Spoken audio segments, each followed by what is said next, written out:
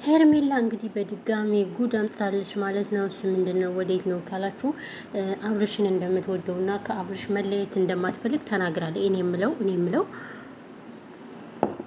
አንዳንድ ሴቶች ግን ማለት ነው በቃ ትዳር ያለው ወንድ በጣም የምትወዱት ለምንድን ነው? በነገራችሁ ላይ ጋይስ ለዚህ ቻናል አዲስ ከሆናችሁ ሰብስክራይብ ሳታደርጉ እያያችሁን ነው። ለምንድን ነው ጥያቄ ልጠይቃችሁ ማለት ነው። ሰብስክራይብ አድርጉ። እያደረጋችሁ አይደለም አበረታቱን። ምንድን ነው መዳም ኩሽናነን ደግፍ አድርጉን። እሺ ደግፍ አድርጉን። ምንድን ነው ምን ችግር አለው? ሰብስክራይብ አይከፈልበት፣ ላይክ አይከፈልበት። ሰው እናንተ ላይክ ሰብስክራይብ ስታደርጉት ዩቲዩብ ሼር ያደርገዋል። እና ደግሞ አንዳንድ ልጆች ምን ሰርተሽ ነው የምናደርግሽ ሀሜት ስላማሽ ምናምን ሰንበዲ ምናምን የምትሉ ልጆች አላቸው። አሁን ለእናንተ አሁን መልስ ልመልስላችሁ ወይ ዝም ልበላችሁ ይሻላችኋል? እኔ ያለሁት አረብ ሀገር እንደሆነ ታውቃላችሁ። ስፔሻሊ ማለት ነው አረብ ሀገር ኢቨን እንኳን ቪዲዮ ወተን ለማውራት አይመችንም። ለዛ ነው አብዛኛውን ጊዜ በኦዲዮ እያወራናል ያለ ነው አይደል እንዴ? ስለማይመቸን ነው አውዲዮ እያወራን ያለን እንጂ ቢመቸን ኑሮ እንደ ሰው ደህና ልብስ ለብሰ ምናምን ነገር አውዲዮ ቪዲዮ ወተን እናወራችሁ ነበር ማለት ነው። ነገር ግን ያለንበት ቦታ ስለማይመች ምንም ልንሰራ አንችልም። ከአረብ ሀገር ሆነን እንደውም ልታበረታቱ ነው የሚገባችሁ። አይዟችሁ ድግፍግፍ ልትሉ ነው እንጂ የሚገባችሁ። ስፔሻሊ ሰብስክራይብም ሆነ ላይክ ምንም እንትን የሚለው ነገር የለም ማለት ነው። እና እንደዚህ እንዳትሉ ስል አደራ ማለት እወዳለሁ። ያው እንግዲህ ሀገር ስንገባ ፈጣሪ ኢትዮጵያን ሰላም ካረገልን የተመቻቸው ቦታ ካገኘን ኔትወርክ ካገኘን በቃ አዲስ ነገር ለማቅረብ ዝግጁ ነን። ይሄንን ደግሞ እናንተ አሁን ሰብስክራይብ ስታረጉት ነው ማለት ነው። እና ወደ መጣሁበት ሲሄድላችሁ እንግዲህ የነ አያልቅብሽ ነገር ነው ማለት ነው። እነሱ እነማን ናቸው ካላችሁ እንግዲህ እነ አብርሽ እና እነ ሩታ ናቸው።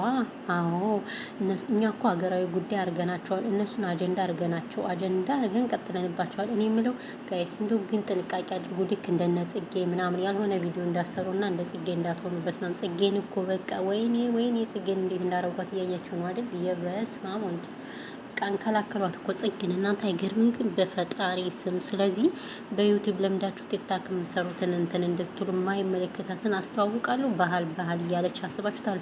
ባህል በአሜና ነው እንደሚታወቀው እነሱ ስራቸው ይሁንም። ነገር ግን ጽጌ ይህንን ወደ ሚዲያ ማቅረቧ ፈጽሞ ስህተት እንደሆነ ተቀባይነትም የለውም ማለት ነው። ሰው ይችላል፣ ህዝቤ ይችላል። እና ጥንቃቄ ልታደርጉ ይገባችኋል ስል በአክብሮት ጠይቃችኋለሁ። ዛሬ እንግዲህ የመጣሁበት ስለማን ነበር ላወራ የነበር ካላችሁ ስለ ሄርሜላ ባይዘዌ አብርሽን በጣም ነው የምትወደው። ለምንድን ነው? እኔ ጥያቄ አለኝ። ለምንድን ነው እኔ ሴቶች ማለት ነው ከባለ ትዳር ወንድ ላይ ደግሞ ፊት የሚሉት ነገር ምንም እኔ እየገባኝ አይደለም። ይቅርታ አድርጉልኝና ማለት ነው ባለ ትዳር ወንድ ሆን ብለው ነው የሚወዱት። ሆን ብለው ምንድን ነው ችግራቸው? እስኪ ያስረዱኝ። ባለ ትዳር ወንድ ማፍቀር ጋይስ አግባብ አይደለም። ይቅርታ አድርጉልኝና ማለት ነው አግባብ አይደለም። ቀይ መስመር ነው ለእኔ ማለት ነው። ስለዚህ ሴቶች ይተው። አብርሽ ያው ልጅ አባት ነው ታየው ማለት ነው። ሄርሜላ እንዳማረብሽ ብትታየው ነው የሚሻል። ባይዘወይ አብርሽ የሚፈልግ ሩታ ነው። ለምን አብርሽ እንግዲህ ከዚህ የደረሰ በሩታ ላይ ነው ጋይስ። እውነት ለመናገር እውነት ይወራ ከተባለ አብርሽ 100 ምናምን ሰብስክራይብ እያለው 100 ነው 90 ምናምን እያለው ነው የተገናኙት ከሩታ ጋር።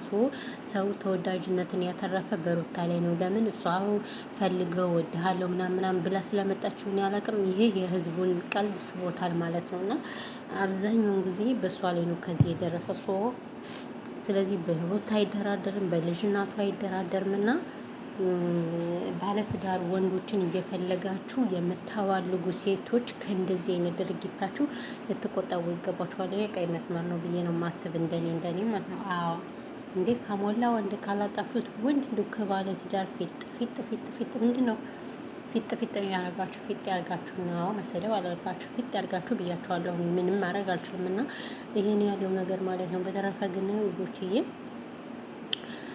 ሀሳብ አስተያየት አላችሁ ኮመንት ላይ አስቀምጡልኝ። ብዙም አላወራችሁም፣ ምክንያቱም ቪዲዮዬን እያያችሁት አይደለም። ቪዲዮን ካላያችሁ ስለዚህ ምን አስለፈለፈኝ በደረቁ ዝም ብዬ ኘኘኘኘኝ ማለት ደግሞ ይሄ አግባብ ነው ብዬ አላስብም። እንደነ ቢኮዝ ያለው ነገር ይሄ ነው። ሀሳብ ካላችሁ ጋይስ ኮመንት ላይ አስቀምጡ። ከዛ በሻገር ግን ኢትዮጵያ ሀገራችን ሰላም ያርግልን ፈጣሪ። ጦርነት ኢትዮጵያ ላይ ብናፈቀሽ ካላችሁ የማርያም ጦርነት የሚቆምበት ጊዜ ነው የናፈቀኝ። ሌላ ምንም አልናፈቀኝም። ይቅርታ አድርጉልኝና ማለት ነው። ጦርነት መቼ እንደሚቆም ጦርነት መቼ እንደሚያልቅ በቃ ሀሳብ ሆኖኛል። አስባችሁታል? ኢትዮጵያ እንግዲህ ስንት ዓመት ሙሉ በጦርነት እየታመሰች እንደሆነ የጦርነት ሀገር እንደሆነ ሁላችንም እናውቃለን። ከጦርነት ምንም ጥቅም እንደማይመጣ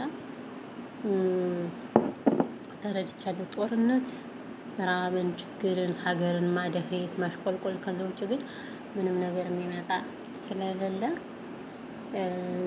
ልንጠነቀቅ ይገባናል ብዬ ነው። ፈጣሪ ያንሳልን ይህን ጦርነት ማርያምን። ይሄ ሰይጣን ሰው ይዞት የመጣው ነገር በጣም ከባድ ነው እና በቃ ይበለን። እውነት ሰው ሀገር ያለነውም ሰው ሀገር ቀረም ሰው ለዛ ነው ያለው ነገር። ለማንኛውም ይሄ ነው። ሰላማችሁ ብዝት ይበልልኝ። እሺ ውዶች፣ ማሮች፣ ፍቅሮች፣ የኔ ፍቅር የኔ ማሮች ትላላችሁ።